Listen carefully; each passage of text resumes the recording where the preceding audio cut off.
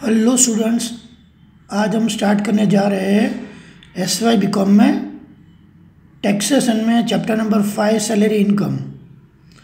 बहुत सारे स्टूडेंट्स ऐसे हैं जिसको ये चैप्टर में बहुत ही डाउट्स हैं, तो मैंने सोचा आज हम वही चैप्टर के बारे में डिस्कस कर लेते हैं। तो अभी मैं स्टार्ट कर रहा हूँ salary income chapter number 5। I hope कि आप ये पूरा का पूरा वीडियो देखोगे और आपको जो भी डाउट्स होंगे वो सारे के सारे डाउट्स आज क्लियर हो जाएंगे। और अभी मैं एक ऐसा ही एक सम लेने वाला हूँ कि जिसके अंदर मैक्सिमम टॉपिक्स जो है वो सारे के सारे आपके कवर हो जाए। तो अभी हम स्टार्ट करने जा रहे हैं sum number 19। Sum number 19, mister J is a specified employee, ये सम है। तो यहाँ पे मैंने लिख दिया है sum number 19, statement of taxable salary of mister J. जो भी पर्सन है उसका नाम हमें यहाँ पे लिखना है। प्रीवियस ईयर आपका है 2021-22, तो ये यहाँ पे लिख दो। असेसमेंट ईयर 2022-23, तो वो यहाँ पे हम लिख देंगे। फिर हमें ये पर्टिकुलर्स अमाउंट ऐसे कॉलम बनाना है। यहाँ पे हम पर्टिकुलर्स लिखेंगे, यहाँ पे अमाउंट लिखेंगे, और जिसमें जो भी एग्जम्प्ट अमाउंट है वो हम उसमें से माइनस करके जो भी अमाउंट बचेगी वो हम बाहर लिखेंगे। अभी बाहर जो अमाउंट हम लिखने वाले हैं वो सारी की सारी अमाउंट टैक्सेबल अमाउंट हो, वो ही अमाउंट हम बाहर लिखने वाले हैं। तो स्टार्ट करते हैं हम सब। अब सबसे पहले बेसिक सैलरी, तो लिख दो यहाँ पे सबसे पहले बेसिक सैलरी। यहाँ पे क्या लिखा है? बेसिक सैलरी है 22,500 पर मंथ अप टू नवंबर। मेरी ये ओल्ड बुक है, पुरानी बुक है, तो इसमें 2018 लिखा है। आपकी बुक में यही 2021 लिखा होगा। तो यहाँ पे हम देख लेते हैं। ये सैलरी चालू सैलरी है 22,500 अप टू 30 नवंबर। कोई भी ये स्टार्ट कब होता है? 1 अप्रैल से, और पूरा कब होता है? 31 मार्च को। 1 अप्रैल से ये स्टार्ट होता है, 31 मार्च को ईयर कंप्लीट होता है। तो यहाँ पे जो सैलरी है 22,500 वो 1 अप्रैल से लेके 30 नवंबर तक उसकी सैलरी 22,500 पर मंथ थी। मतलब कि अप्रैल, मई, जून, जुलाई, अगस्त, सितंबर, अक्टूबर, नवंबर, 8 महीने होते हैं। तो यहाँ पे आएगा बेसिक सैलरी 22,500 इंटू 8 प्लस उसके बाद सैलरी कितनी हो गई? 30,000। तो वो दिसंबर, जनवरी, फरवरी, मार्च 4 महीने के लिए प्लस 30,000 इंटू 4। तो वो जो भी अमाउंट आ रही है वो हम लिख देंगे बाहर। तो ये अमाउंट आ गई हमारी 3 लाख और वो चली जाएगी बाहर। उसके बाद क्या है? DNS allowance. तो डीएनएस अलाउंस कितना है? 50% ऑफ बेसिक सैलरी। तो यहाँ पे हम लिख देंगे डीएनएस अलाउंस की सैलरी कितनी थी हमारी? 3 लाख। 3 लाख का 50%, तो वो आ गया 1,50,000। उसके बाद है टेलीफोन अलाउंस। टेलीफोन अलाउंस कितना है? 20,000। टेलीफोन अलाउंस हम लिख देंगे वो पूरा का पूरा टैक्सेबल है, तो वो भी अमाउंट हमारी चली जाएगी बाहर, 20,000 रुपीज़। उसके बाद है एजुकेशन अलाउंस फॉर 3 चिल्ड्रन 8,000। तो अब वो हम लिख देते हैं यहाँ पे एजुकेशन अलाउंस 8,000। अब इसमें रूल ये है कि पर चाइल्ड आपको 100 रुपीज़ पर मंथ एग्जम्प्ट मिलता है। ये डिजिट आपको दिमाग में फिट कर देनी है। ये फिक्स है 100 rupees per month. 100 rupees per month ये फिक्स अमाउंट है जो आपको दिमाग में सेट कर देनी है। 100 रुपीज़ पर मंथ है, तो 100 इंटू 12 ये एक चाइल्ड के लिए है। अगर आपके 2 चिल्ड्रन हैं तो इंटू 2 करना है। अगर 3 चिल्ड्रन हैं तो भी इंटू 2 ही करना है। अगर 4 चिल्ड्रन हैं तो भी इंटू 2 ही करना है। अगर 2 से ज़्यादा चिल्ड्रन हो तो इंटू 2 ही करना है। ये रूल है कि आप 2 चिल्ड्रन से ज़्यादा हो तो भी आपको यहाँ पे इंटू 2 ही आप मैक्सिमम कर सकते हो। 1 चाइल्ड है तो इंटू 1 करो, 2 चाइल्ड है तो इंटू 2 करो, 3 चाइल्ड है, 4 चाइल्ड है, 3, 4, 5 चिल्ड्रन दिए हुए हैं आपको, तो भी आपको यहाँ पे इंटू 2 ही करना है, क्योंकि maximum limit ₹1,000 per month up to 2 children.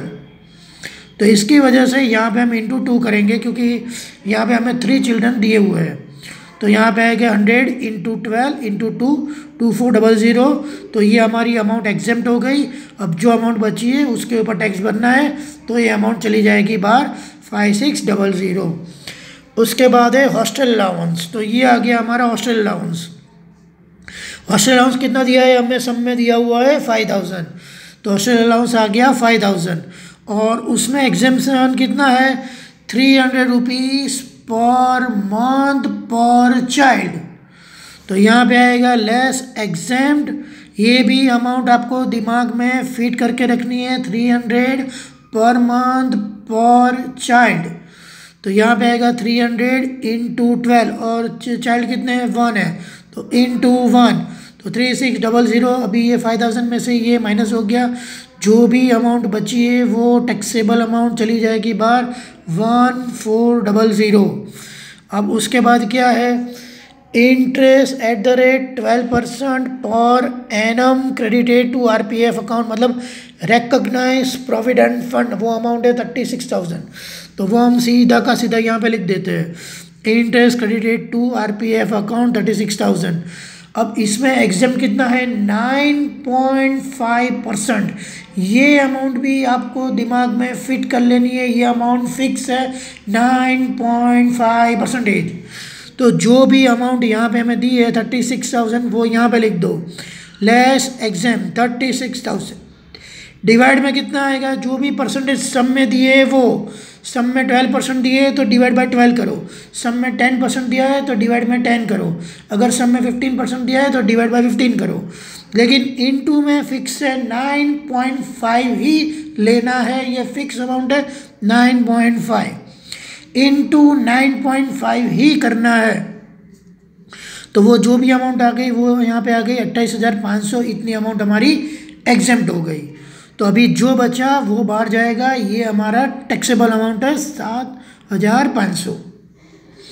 इसके बाद क्या दिया है हमें, gas water electricity charges paid by company. तो अब ये लिख दो, gas water electricity charges paid by company, मतलब कंपनी ने पे किया है, तो वो हमारे लिए वन टाइप ऑफ सैलरी हो गया। लेकिन उसमें से कितना पोर्शन लेना है, जितना पोर्शन पर्सनल यूज़ लिखा है उतना ही पोर्शन लेना है। तो यहाँ पे लिखा है 18,000 है, लेकिन 2/3 पोर्शन फॉर पर्सनल यूज़, तो 18,000 इंटू 2/3 इट्स कमिंग 12,000, वो टैक्सेबल हो गया। तो वो अमाउंट चली जाएगी डायरेक्टली बाहर, 12,000 रुपया। उसके बाद हमें क्या बोला है, compensation paid for injury suffered while performing office duty. तो यहाँ पे आ गया कंपेंसेशन पेड फॉर इंजरी, ये पूरा का पूरा एग्जेम्प्ट है, तो यहाँ पे लिख देंगे एग्जेम्प्ट, और जो भी अमाउंट है वो बाहर जाएगी नहीं, वहाँ पे चला जाएगा डैश, क्योंकि पूरी की पूरी अमाउंट एग्जेम्प्ट है, उसके ऊपर कोई टैक्स पे ही नहीं करना है, तो इसकी वजह से अमाउंट जाएगी बाहर डैश। अब उसके बाद क्या है, employer has provided chauffeur car capacity 1.8 litre for official and personal use, all expenses are made by employer, ₹1,000 per month is deducted from he salary for the said facility. अब इसके अंदर ये जो भी टॉपिक हर एक सम के अंदर आता है, इसके लिए आपको एक टेबल याद करना है। एक टेबल जो है वो आपको पूरा का पूरा लर्न कर देना है, ये रहा वो टेबल। अब इसमें आपको ये देखना है कि जो भी यहाँ पे 1.6 लीटर मतलब 1600 सीसी अगर उससे नीचे वाली कार है तो आपको ये वाली लाइन देखनी है, और अगर 1.6 लीटर या 1600 सीसी से ऊपर वाली कार है तो आपको ये लाइन देखनी है। अगर कार है 1.6 लीटर या तो 1600 सीसी या उससे नीचे वाली, तो आपको ये देखना है कि एक्सपेंस कौन कर रहा है। अगर एक्सपेंस एम्प्लॉई खुद कर रहा है, मतलब कि जो जॉब कर रहा है उसको एम्प्लॉई बोलता है, और जो जॉब पे रख रहा है मतलब जो ओनर है उसको हम एम्प्लॉयर बोलते हैं। तो हमें देखना है कि एक्सपेंस किसने किया हुआ है। अगर एक्सपेंस एम्प्लॉई करता है, मतलब वो खुद कर रहा है, जो जॉब कर रहा है वो पर्सन, तो आएगा 600 पर मंथ इज टैक्सेबल।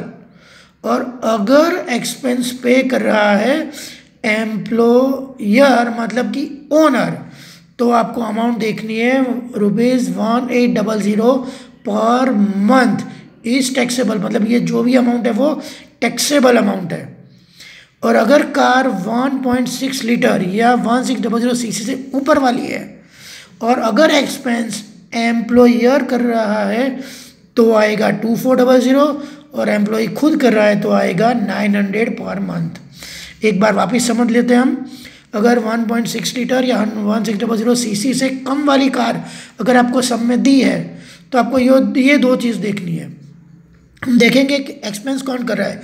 अगर एम्प्लॉय खुद एक्सपेंस कर रहा है तो 600 पर मंथ, और अगर एम्प्लॉयर एक्सपेंस कर रहा है तो 1800 पर मंथ। और अगर कार आपको दी है 1.6 लीटर से ऊपर वाली या तो 1600 सीसी से ऊपर वाली, तो आपको ये देखना है कि अगर एक्सपेंस एम्प्लॉई कर रहा है तो आएगा 900 पर मंथ, और अगर एक्सपेंस कर रहा है एम्प्लॉयर तो आएगा 2400 पर मंथ। अब ये चारों के चारों कंडीशन में एक चीज़ आपको और देखनी है कि अगर आपको सब में ड्राइवर दिया है कि नहीं दिया है। अगर ड्राइवर दिया है तो चारों के चारों कंडीशन में हमें 900 जो भी अमाउंट हमारी बन रही है उसमें 900 प्लस कर देना है। जैसे मान लो कि यहाँ पे अगर सिचुएशन है तो 600 है तो उसमें हम 900 प्लस कर देंगे। अगर ये 1800 अगर आया तो उसमें 900 प्लस कर देंगे। मतलब जो भी सिचुएशन के हिसाब से हमारी जो भी अमाउंट फिट हो रही है उसमें हम 900 ऐड कर देंगे, अगर हमें सब में ड्राइवर के साथ कार दी हो तो। अभी हम हमारा सम देखते हैं, उसमें क्या है। हमारे सम के अंदर दिया हुआ है हमें employer has provided a chauffeur car capacity 1.8 litre. 1.8 litre वाली कार है हमारी, इसका मतलब कि ये आ गया एक्सिट्स 1.6 लीटर।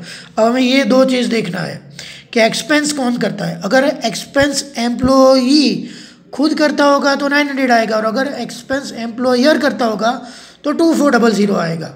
चेक कर लेते हैं अभी एक्सपेंस कौन करता है। तो यहाँ पे लिखा हुआ है expenses are made by employer, लिखा है एम्प्लॉयर।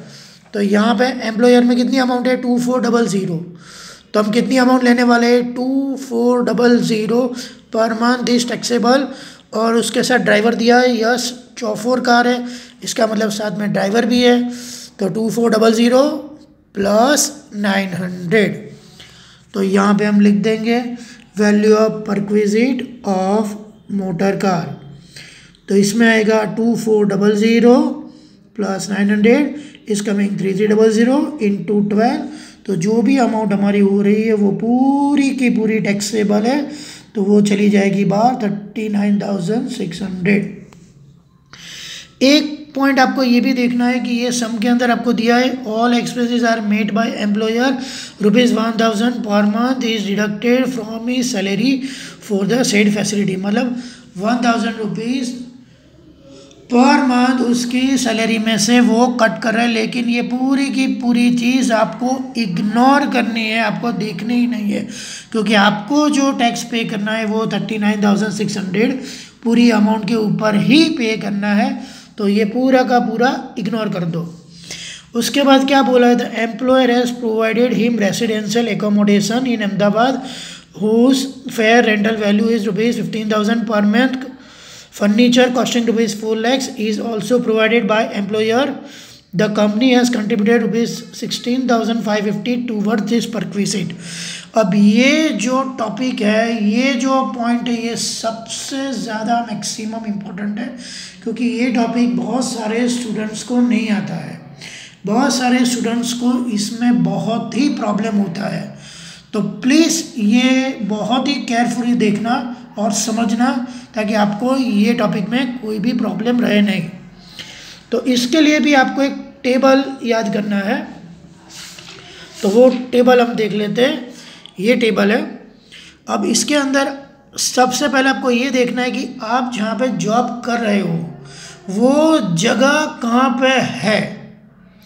जहाँ पे भी वो जगह है जहाँ पे आप जॉब कर रहे हो, जहाँ पे आपको ओनर ने वो जो भी घर आपको दिया हुआ है वो घर एम्प्लॉयर का मतलब ओनर का खुद का है या तो फिर उसने रेंट पे लेके आपको दिया है वो हाउस, वो आपको सबसे पहले देखना है। अगर वो हाउस ओनर का खुद का है मतलब कि एम्प्लॉयर का खुद का है तो आपको ये 3 कंडीशंस देखनी है। सबसे पहले आपको ये देखना है कि अगर वो घर एम्प्लॉयर का मतलब ओनर का खुद का है लेकिन उसने वो घर आपको रहने के लिए दिया हुआ है क्योंकि आप उसके वहाँ जॉब कर रहे हो, तो आपको ये देखना है सबसे पहले कि वो सिटी जहाँ पे आप जॉब कर रहे हो, जहाँ पे आपको उसने घर दिया हुआ है, वो सिटी कौन से एरिया में मतलब वो सिटी जो भी है उसकी पॉपुलेशन कितनी है।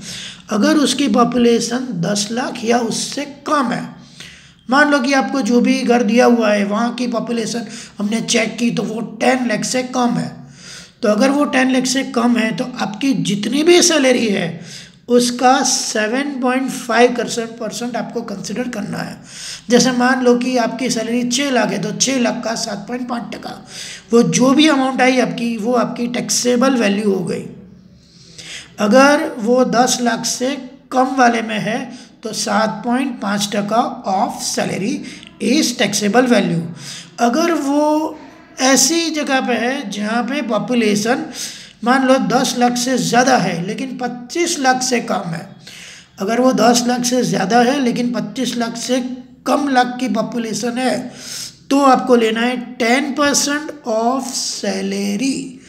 जितनी भी आपकी सैलरी है उसका 10%। मान लो कि 6 लाख आपकी सैलरी हो तो 6 लाख का 10%, जितनी भी अमाउंट आपकी आई वो आपकी टैक्सेबल वैल्यू हो गई।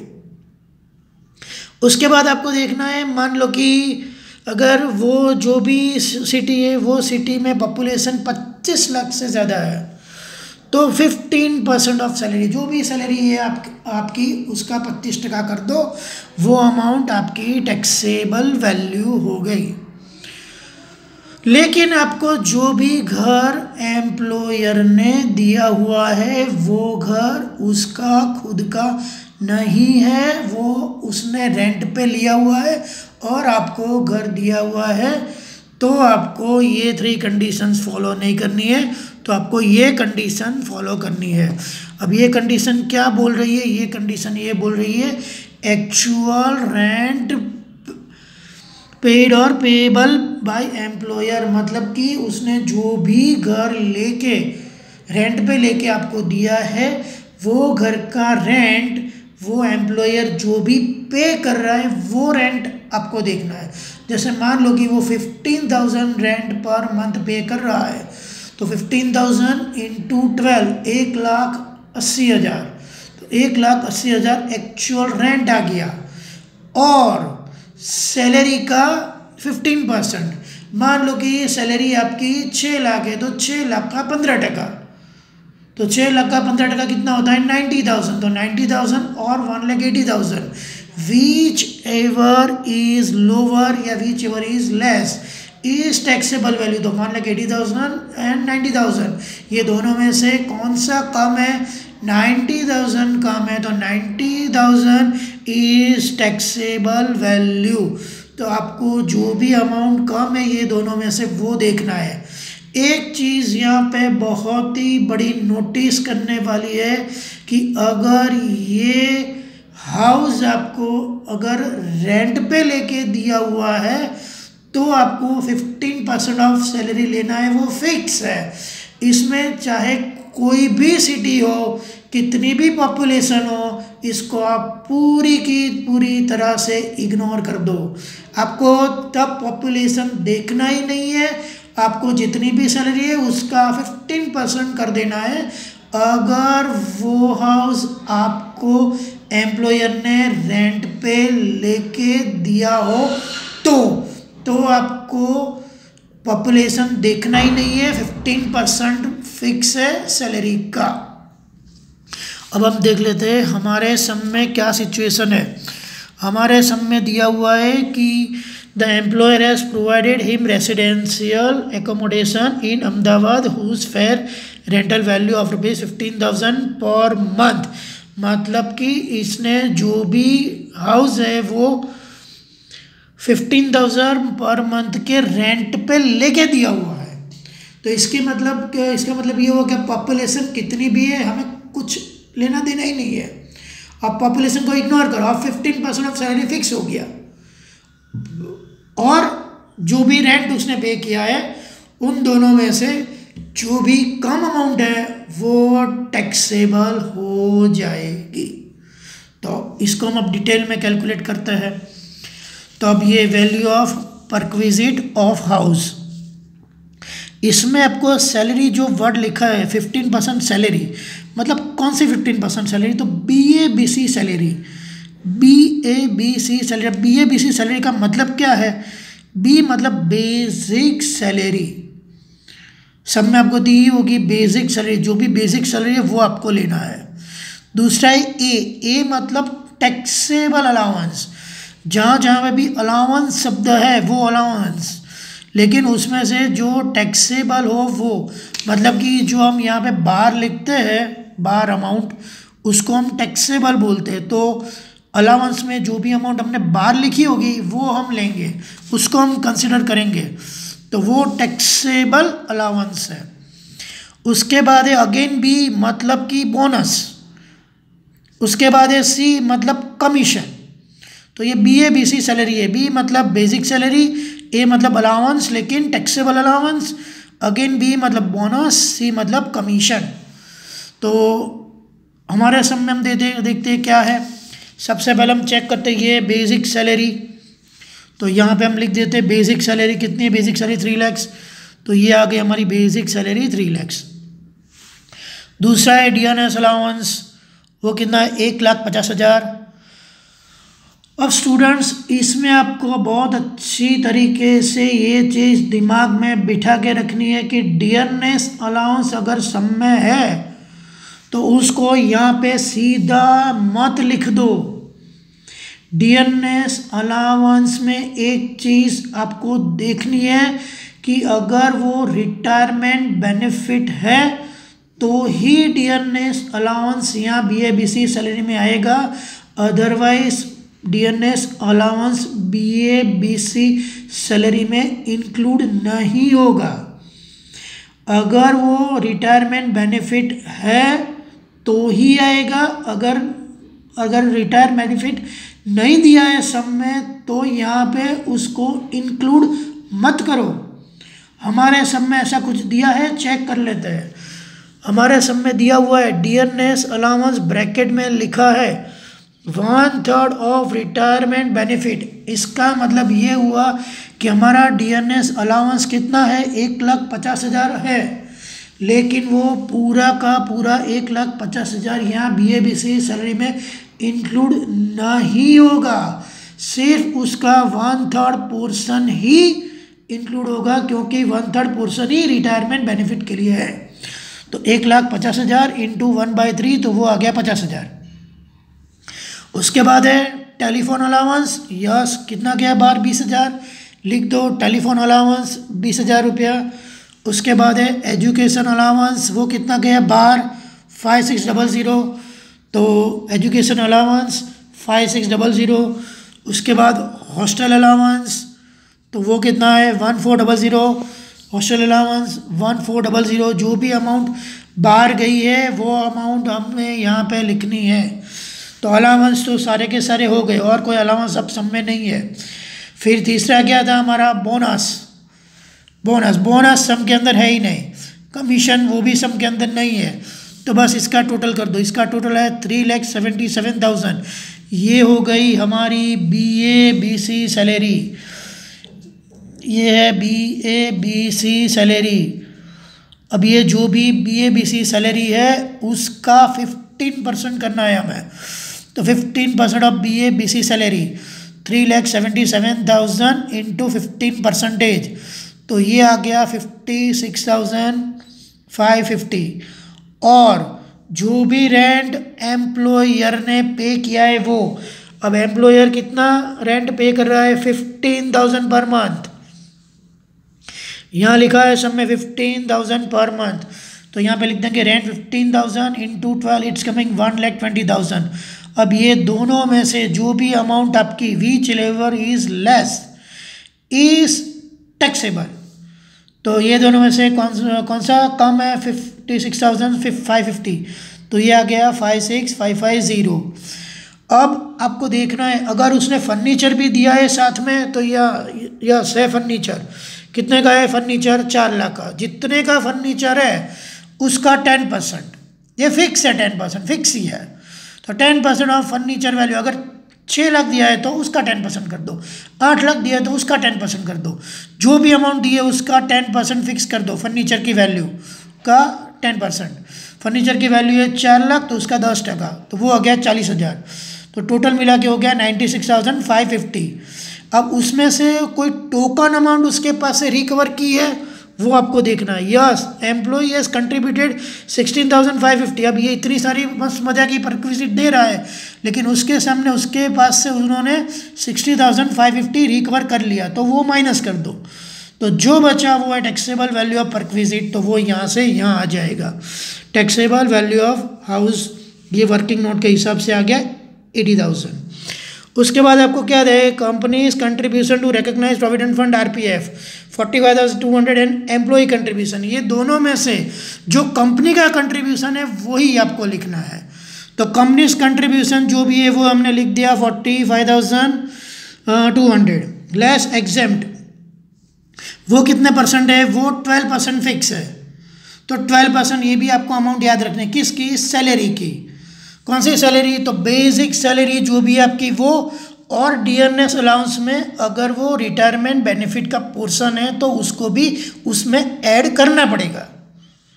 तो 3 लाख ये आ गया, और जो हमारा वो डियरनेस अलाउंस था उसका 1/3 पोर्शन जो रिटायरमेंट बेनिफिट का है, तो 1,50,000 का 1/3 पोर्शन वो 50,000, ये मिला के हो गया 3,50,000 इंटू 12%, तो ये आ गया 42,000। और जो अमाउंट गई वो जाएगी बार 3200, ये टैक्सेबल है। और ये एम्प्लॉय कंट्रीब्यूशन वो हमें देखना नहीं है, वो कंसिडर नहीं करना है। उसके बाद है expenses paid by company, club fee pay की है, तो यहाँ पे लिख दो क्लब फी पे की, वो कितनी है 10,000 रुपीज़, वो सीधी टैक्सेबल। LIC प्रीमियम वो है एम्प्लॉय का, लेकिन किसने पे किया, एम्प्लॉयर ने, तो वो भी हमें बेनिफिट मिल गया। तो LIC प्रीमियम वो जो भी है वो सीधा का सीधा बार। अब इन सब का टोटल करो, ये जो भी टोटल आएगा उसको हम बोलते हैं ग्रॉस सैलरी, उसमें से माइनस हो जाएगा स्पेसिफिक डिडक्शंस। सबसे पहले आएगा स्टैंडर्ड डिडक्शन, वो 50,000 रुपया, वो सम में कहीं दिया नहीं है, वो फिक्स अमाउंट है, हर एक सम के अंदर आपको 50,000 लिख ही देना है, तो ये 50,000 फिक्स है, वो हमने लिख दिया। उसके बाद दूसरा आएगा प्रोफेशनल टैक्स, कई सम में देते हैं 2400 ऐसे कोई अमाउंट, तो वो जो भी अमाउंट दिए प्रोफेशनल टैक्स की वो यहाँ पे लिख दो। हमारे सम में नहीं है तो हमने नहीं लिखा, लेकिन फिर भी मैंने यहाँ पे लिख दिया है ताकि किसी सम में आए तो आपको लिखने में आसानी हो जाए कि वो प्रोफेशनल टैक्स हमें यहाँ पे लिखना है इसकी वजह से। तो इस सम में नहीं है तो मैंने डैश करके ये दोनों का टोटल जो भी आएगा वो मैंने बाहर लिख दिया है 50,000। अब ये 632,300 उसमें से 50,000 गया, तो जितना बचा वो है 5,82,300, तो ये आ गया हमारा टैक्सेबल सैलरी। जो भी हमें अब टैक्स पे करना होगा सैलरी के ऊपर, ये हमें इस अमाउंट के ऊपर पे करना है। तो 5,82,300 ये हमारा फाइनल आंसर है टैक्सेबल सैलरी का। तो आई होप कि स्टूडेंट्स आपको ये पूरे के पूरे सम के अंदर समझ में आ गया होगा, और आपके ये चैप्टर के अंदर जो भी डाउट्स होंगे वो सारे के सारे डाउट्स आपके क्लियर हो गए होंगे। तो जो भी मेन टॉपिक थे, जो भी मेन पॉइंट्स थे, वो सारे के सारे पॉइंट्स इसमें कवर हो जाते हैं, वैसा ही सब मैंने सिलेक्ट किया था। आई होप कि अब आपको ये चैप्टर के अंदर कोई भी डाउट्स नहीं रहे होंगे। Thank you so much.